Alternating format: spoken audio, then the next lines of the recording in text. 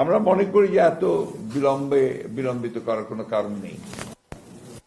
মনে করি এখন যেহেতু আপনার নির্বাচন কমিশন গঠন হয়ে গেছে এবং আপনার মোটামুটি একটা স্টেবিলিটি এসছে আপনার গভর্নেন্সের মধ্যে, গভর্নমেন্টের মধ্যে, সেই ক্ষেত্রে এই নির্বাচন অনুষ্ঠানের জন্য আমার মনে হয় যে আপনার বোধহয় এই মাসেই বোধহয় আপনার নির্বাচন সংস্কার সংক্রান্ত যে কমিটি, সেটার মধ্যে রিপোর্ট এসে যাবে।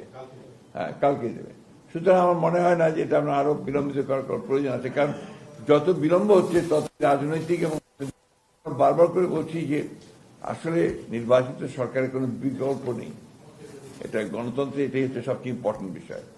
তো সেই ক্ষেত্রে আমরা মনে করি যে এই বছরই মাঝামাঝি সময়, অর্থাৎ আপনার জুলাই আগস্ট এর মধ্যেই নির্বাচন সম্ভব।